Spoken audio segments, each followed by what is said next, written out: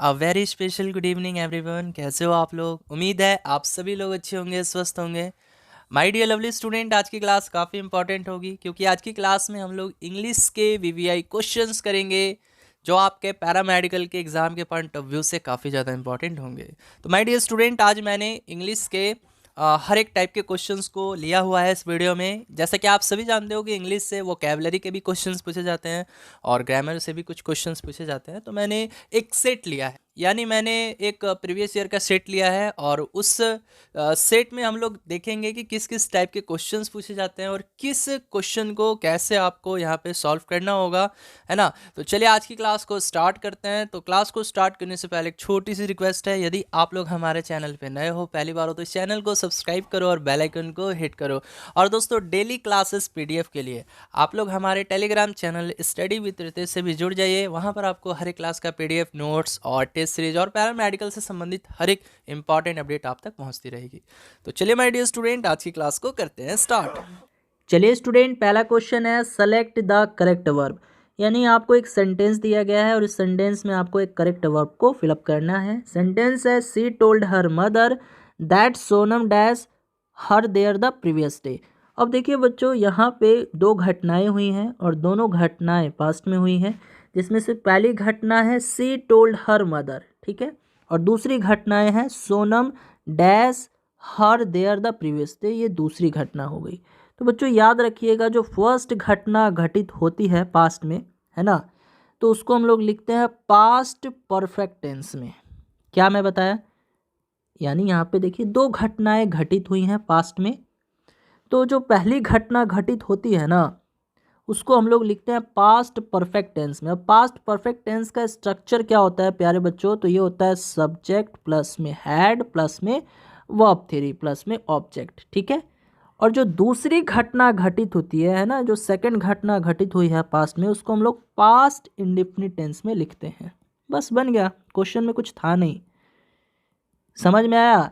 तो यहाँ पे जो दूसरी घटना घटित हुई है उसको पास्ट इंडेफिनिट टेंस में लिखते हैं और इसका स्ट्रक्चर क्या होता है? Subject plus verb two. तो अब इस सेंटेंस को पढ़िए और समझने का कोशिश कीजिएगा कि कौन सी घटना पहले घटित हुई है और कौन सी घटना बाद में घटित हुई है। देखिए सेंटेंस है सी टोल्ड हर मदर, यानी उसने अपनी मम्मा से कहा। क्या कहा? That Sonam dash her there the previous day, यानी उसने अपनी मम्मा से कहा, मम्मी से कहा कि सोनम, है ना, सोनम जो है उससे मिली थी एक दिन पहले। द प्रीवियस डे का मतलब बीता हुआ कल, है ना। तो सोनम जो है ना उससे मिली थी एक दिन पहले, सोनम जो है ना उससे वहाँ मिली थी एक दिन पहले। तो अब ये बताइए, सोनम उससे मिली थी एक दिन पहले, तो ये पहली घटना हुई। उसके बाद ना सी टोल्ड हर मदर, यानी उसके बाद में ना उसने अपनी मम्मा से कहा। समझ में आया ना? तो यहाँ पे सोनम उससे पहले मिली थी, है ना, सोनम उससे पहले यानी इस लड़की से मिली थी, तब ना आकर इस लड़की ने अपनी मम्मा से बाद में कहा होगा। तो यहाँ पर पहली जो घटना है वो क्या है? सोनम का उस लड़की के साथ मिलना, तो ये पहली घटना है। तो पहली घटना किस में होगी? देखिए बच्चों, पास्ट परफेक्ट टेंस में होगी। और पास्ट परफेक्ट टेंस का स्ट्रक्चर क्या होता है? सब्जेक्ट प्लस हैड प्लस में वर्ब थ्री। तो देखिए सब्जेक्ट यानी सोनम सब्जेक्ट हो गई, है ना।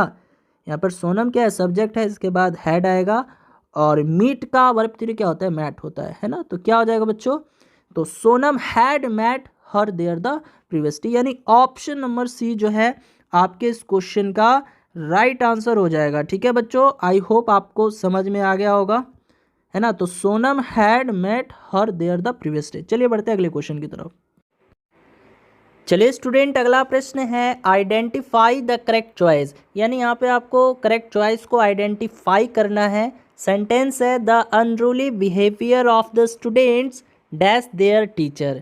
चलिए बताइए क्या होगा ऑप्शन? टेम्पर्ड होगा, इनसेंस्ड होगा, एग्रीव्ड होगा या क्लैस्ड होगा। बिल्कुल फास्ट बताना है। देखिए सेंटेंस का अर्थ क्या होता है? तो देखिए सेंटेंस का अर्थ है छात्रों के अनियंत्रित व्यवहार से उनके शिक्षक गण जो है नाराज हो गए, है ना, नाराज हो गए। चलिए इस टाइप का जो है सेंस आएगा, मैंने आपको हिंट्स दे दिया, जल्दी से बता दीजिए क्या होगा ऑप्शन?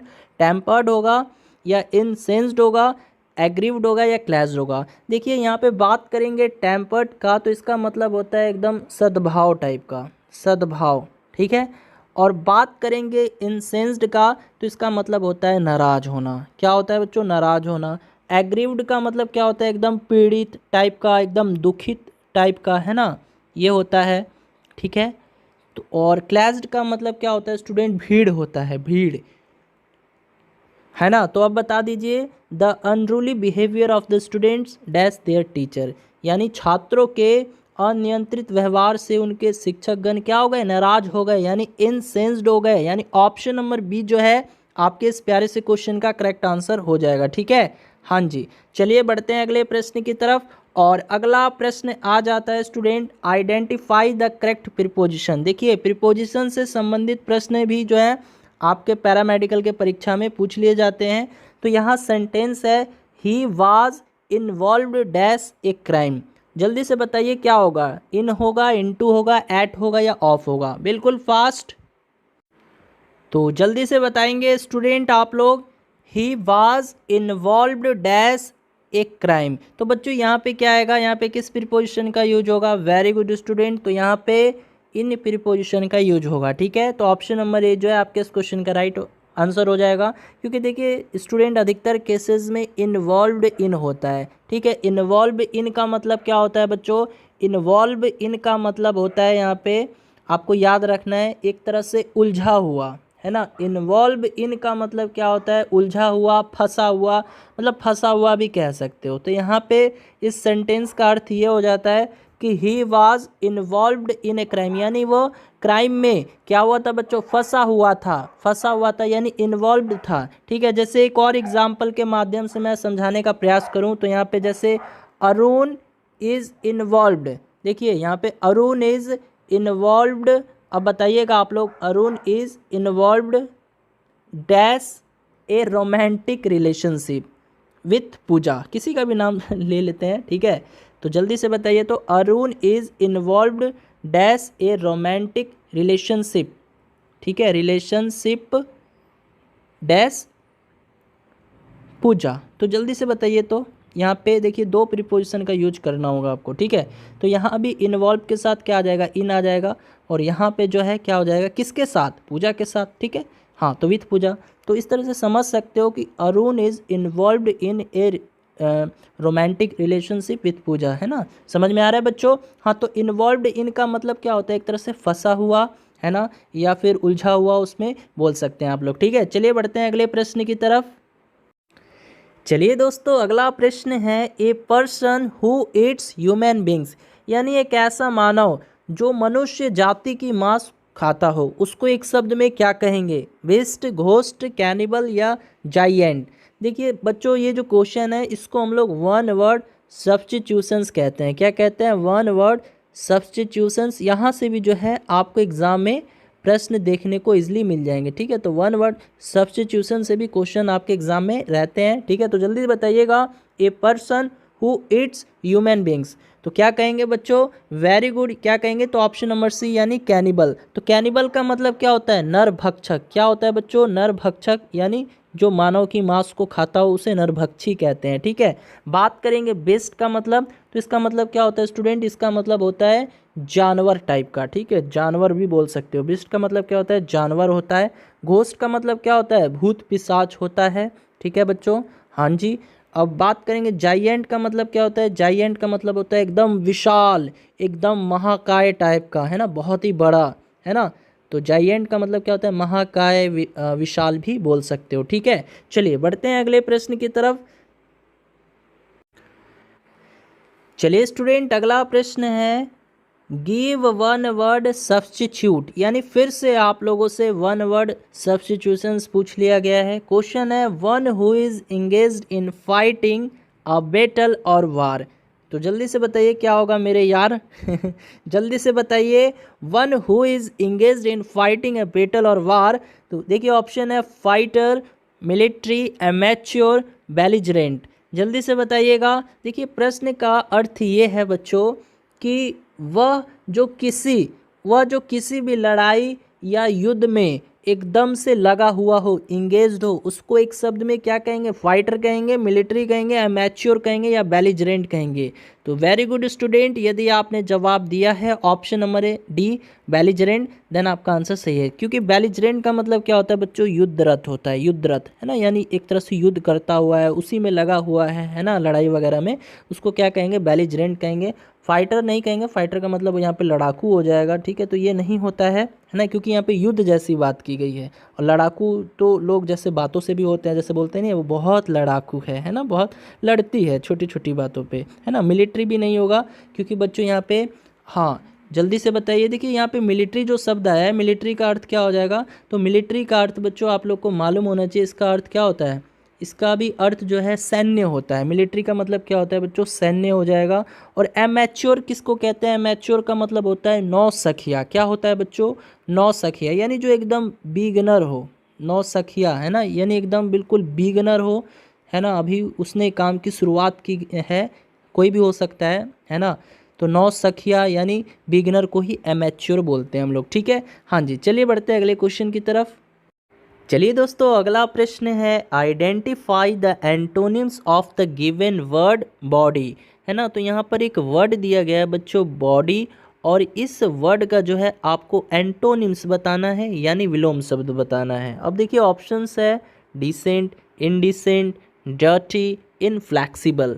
तो जल्दी से बता दीजिए प्यारे बच्चों। देखिए इसी प्रकार के एंटोनिम्स वगैरह, सिनोनिम्स वगैरह, वन वर्ड सब्स्टिट्यूशंस वगैरह पूछे जाते हैं, ठीक है। तो अगर आप लोग इस पे अच्छी सी पकड़ बना लेते हो, अच्छा खासा प्रैक्टिस कर लेते हो इस टाइप के क्वेश्चन को, तो आपका एक भी क्वेश्चंस वोकैबुलरी से नहीं छूटेगा, है ना।